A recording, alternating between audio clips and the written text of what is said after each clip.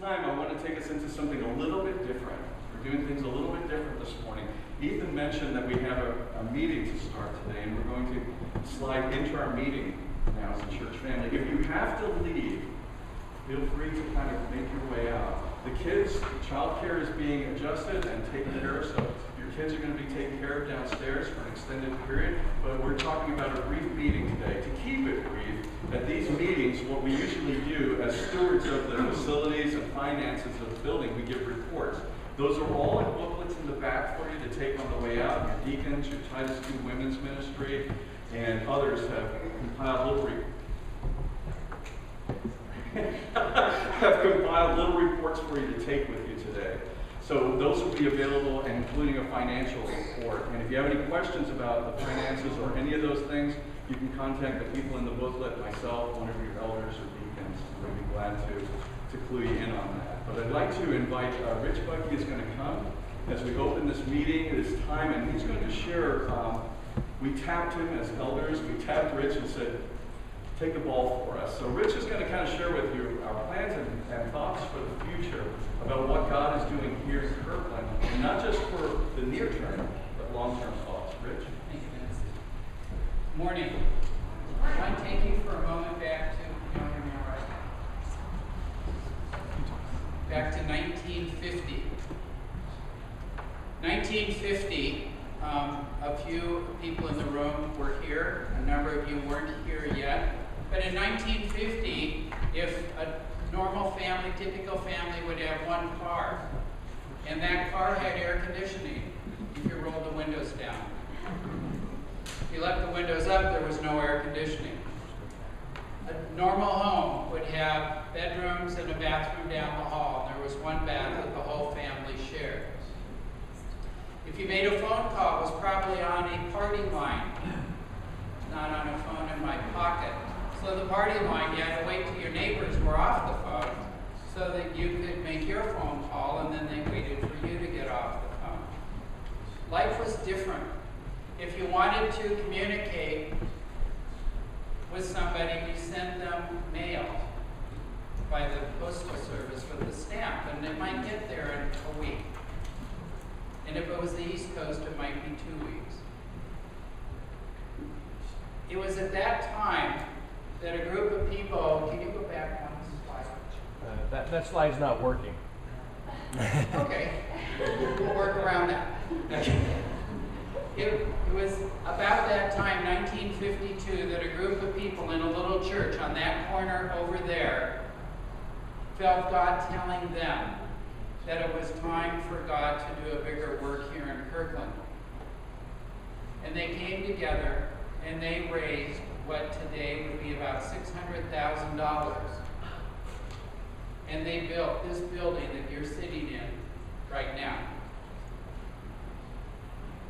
That building, this building, has served us and people before us for the last 65 years. That's a long time. Thousands of people ministered to here in the city of Kirkland. Next slide. That was this building under construction. They mortgaged homes, I understand. They dipped into their savings. They raised money so that Christ could be brought to people here in the city of Kirkland. Is it working at all, Jim?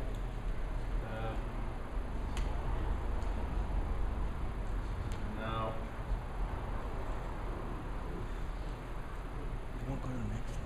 I'll take this as an indicator of why we're doing this. Amen. It's not only our computers and technology that have become a little outdated. Oh, hey. So they built this building, and 7 years later, the building was overflowing. I understand that the pastor's office was over here in the corner, and this area was called the nave.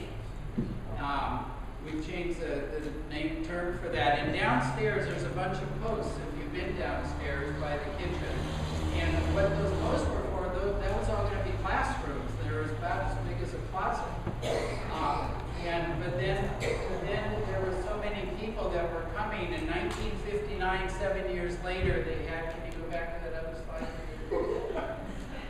It's got a They mind of said its own. lengthen the line at 59. This is great, I love it.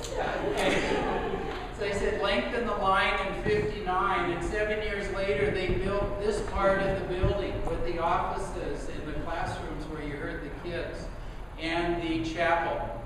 And they raised an additional fund, so in the space of less than 10 years, they raised what today would be about $1 million.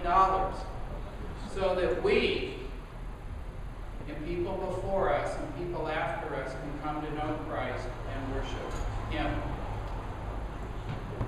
That was 60 years ago. And not a lot has been done to the building since then. And it's getting tired. And Kirkland has changed, and our world has changed, and technology has changed, and people don't just sit in classrooms and read books anymore to learn. They pull out their phone, and they read the Bible on their phone, or they'll read emails on their phone. And so how we learn, how we connect with one another, how we do life is different than it was 65 years ago. Our building is designed for that time, and it's not really suiting today, and the people of today, and how people gather today, as well as the time. Let's see if we can get one more slide. Okay, good. Progress. So our goal, when to speaking to them, we're the right people. Well, that doesn't have anything to do with what building we're in, because we are the right people and we will become the right people. But it's the right place also. And it is our building the right place. Is it the right place for today, 2016? Is it the right place for 30 years, 20 years from now? Will it fit Kirkland? Will it fit our society? Will it fit our technology? Will we be able to do a PowerPoint? Who knows? That remains to be seen. Let's try one more. Wow. Okay. So, I think we get off the graphics, it goes better. So Christ's message hasn't changed, and the mission of our church hasn't changed, but technology has changed. Next slide. Technology has changed. Next slide. So today, we have a recommendation, and we're going to vote. Is this one going to use packets? Yeah. We're gonna give you ballots, and today we are going to vote on the church moving forward with refurbishing our church. We're going to vote on doing as much as we can do without going into debt, with having this building be a building that hopefully is filled 7 days a week with somebody being touched by Christ. Today, our building is filled on Sundays, and you become the rest of the week. Vince and Eric have a pretty big office, about 45,000 square feet, because it's often just the two of them here. And there are so many things we can do to reach out and be of great service to our community if our space was maybe just a little bit different, a little bit more conducive to being able to do that. Last November, we had a really cool video, I guess it was like a 3D walkthrough of what the building might look like. We took that and we got it priced out. And the price of doing the really cool front out on the street was about $800,000. That's a huge amount of money, but when you look what houses are selling for and construction costs, we don't, it's not that much. It's a huge amount for us. So we hit the pause button, and now we're back, and here's what we've learned.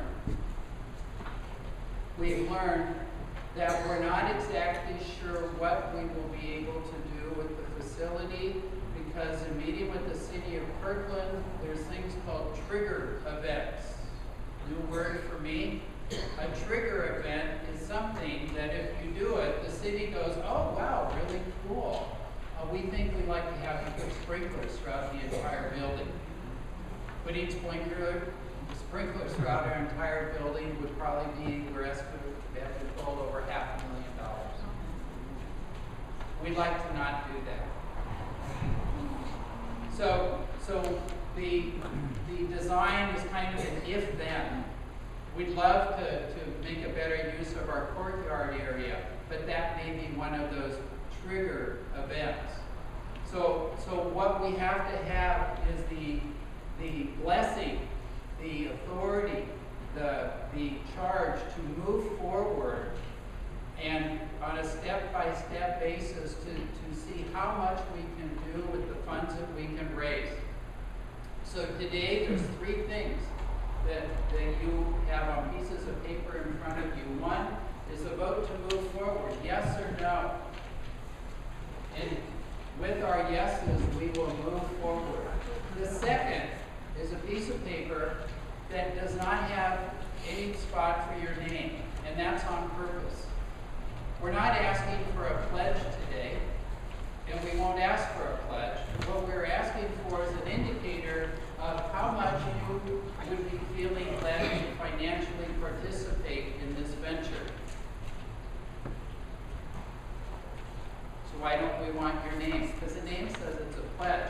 We want to get an idea of how much money might be there towards our project, which I've got a bid in my pocket, an estimate from some architects to refurbish this room, PowerPoints at work, make the sanctuary a little bit bigger, $200,000. To do downstairs, about $100,000. To redo the lobby, about $150,000. To redo the fellowship hall and make the kitchen more conducive to what's going forward, how life is today, things like warming ovens rather than cooking, $200,000. So that's something over $600,000. Plus there's soft costs because we need furniture to sit on. We could do it by volunteer work, and we've had a team of people, Ethan, Lori, Shelby, Eric, some other people that you've noticed there's new paint out in the hall, and somebody is donating carpets. We're going to maybe be able to carpet the entry area.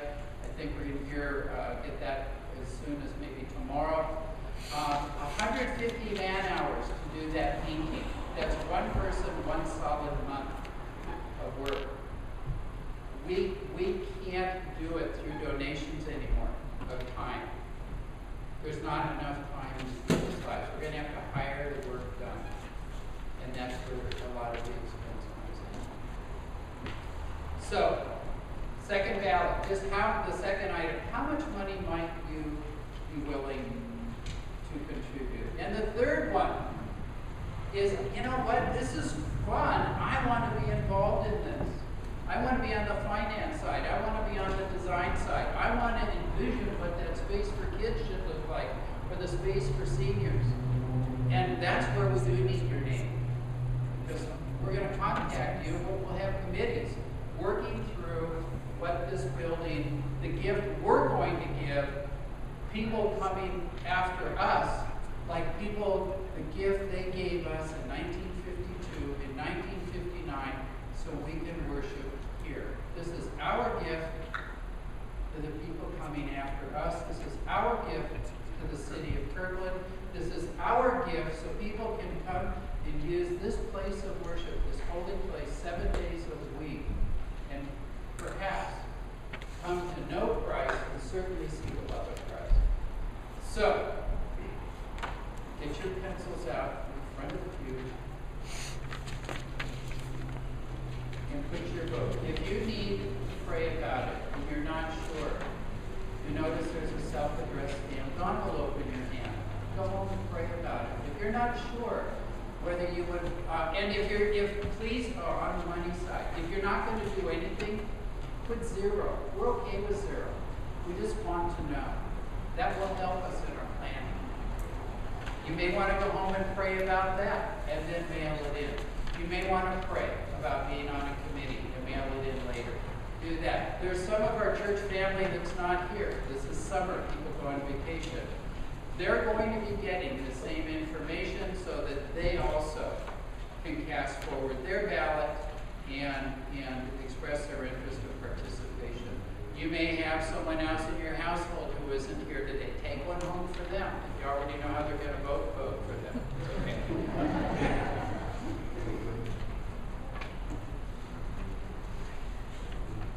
Questions? This is the time now for questions. I have a question. Yes. How do you avoid those triggers then? If you're saying that's like $100,000 to fix this spot, Right. the city obviously has Right. to permit it. I am Right. very well aware, having an addition Right. just done, Right. how Because you just the got triggers through happen. you Yes. totally get this. Yeah. Did everyone hear Holly's question? Her question was, how do we avoid the triggers? And I asked the same question, and here's how you do that. It's something of a dance, but we go into the city of Kirkland and we meet with them, and you go, generally we're thinking about doing this kind of more or less, like this big and that. What do you guys think about that? And they go, well, if you did that, then you would, here's things you would have to do. So everybody knows it's an informal, it's called a pre-application permit. And so it's not a actual permit, application for permit, it's a pre-application, and they know that it is subject to change, and you're looking for what those trigger things are. And then you come back and you go, okay, we're going to erase that one. And then you go back with the real permit later. Other questions? Yes? What's your vision about having these facility used 7 days? That's what the committees will figure out. That's what the people coming together and will go, how could our building be used 7 days a week? Did that answer your question? No. Let me try again. Are you asking, do we already know what it is that we would do for 7 days a week? No. No. Yes? Yes. When exactly will these committees be meeting? How often? Some committees might meet once or twice, others might meet more often. Some would be just to give information to the architect, others might be ongoing, finance probably How ongoing. would I know? Well, you would be contacted by the committee chair and they'll let you know. Oh, thank you. Well, yes?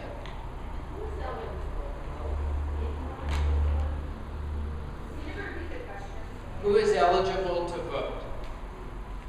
Today, we've talked about this at length. Today, anyone, if you're sitting here and you're going, this is my church home, this is where I plan to be in the future, you're eligible to vote. Okay?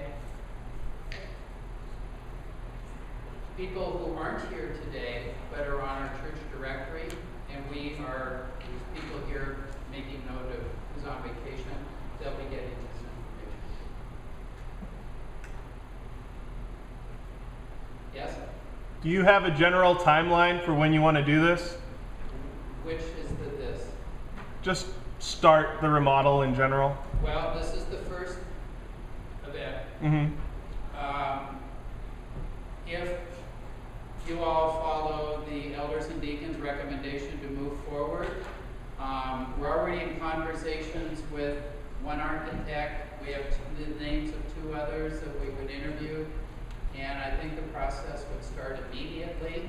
So if we're on a very fast track, just kind of give you a perspective here, on a very fast track, starting immediately, we might have a permit in a year. Okay, 6 months to a year. 6 months would be probably not even hardly possible.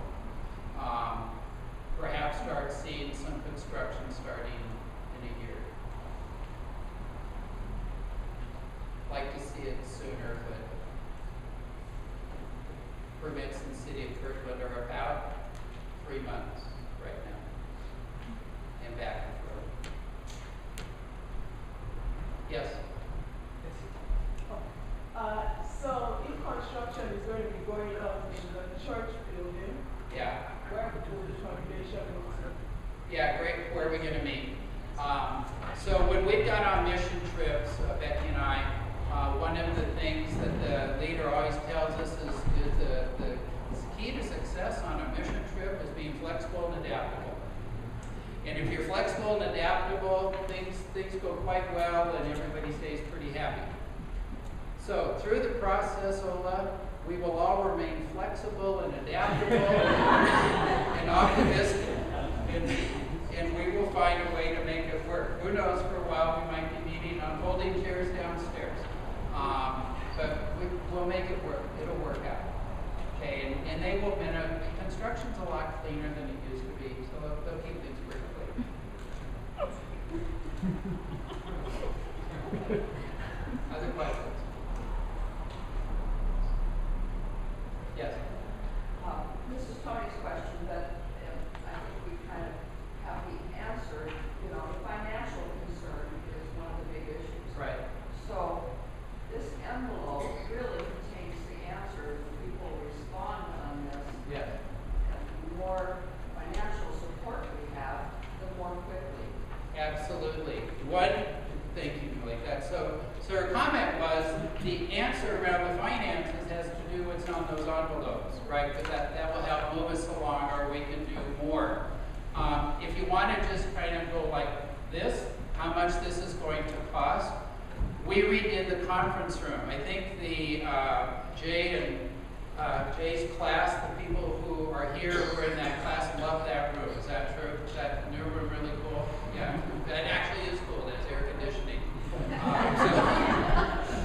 So that's pretty nice. And the seats are comfortable, and it's a very pleasant room to be in. But we are prepared with this go-ahead, and for you all to know this, that we want to be good stewards of our resources. We have assets over here, parking lots. We have spaces in our parking lots we are not using for parking. They have blackberries in them. There could be cars there. There's a house there. There could be cars there.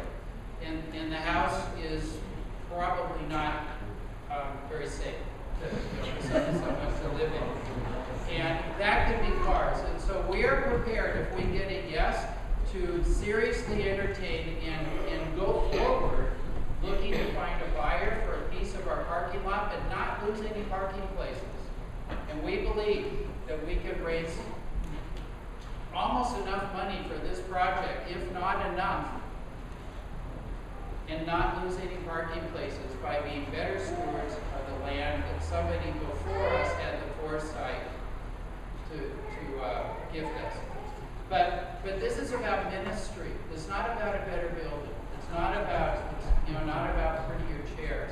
This is about doing ministry and being good stewards of what we have ahead of us, and having Kirkland's becoming a walking community. They're building urban down here. We fit perfectly into Kirkland being a walking community, but when people walk into the building, they need to go, this feels like other places I am in Kirkland. And today it doesn't. It did in 1952, but it doesn't today. Yes? The parking that you're speaking of is the lot next to the annex? If we knock the annex down and turn it into parking, a lot of cars can be there. And on the east side of the other parking lot, what we might sell off. There's actually 2 tax parcels over there. I can't. There are 2 tax parcels. There's actually 4 tax parcels over there. We've already looked at them. 4? 4. 1, 2, 3, 4. Okay, because the church and the east parking lot are one parcel.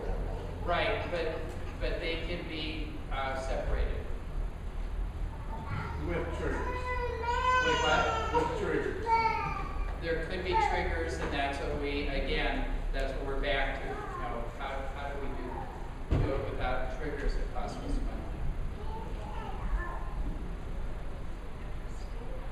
money? And we will explore every avenue. Maybe it's trading property for building with a builder, right? That would be a trade. Those lots are valuable pieces of property. Again, we don't have answers. What we're asking for is permission to go forward to get answers, to come up with solutions. But right now, we're just stuck. We're like the airplane, circling the airport, getting permission to land. Or sitting on the tarmac, maybe a better one, sitting on the tarmac, getting permission to take off. That's probably better now. If we sit there long enough, Eileen, our engines will just run out of fuel. We want to get up in the air. Other questions?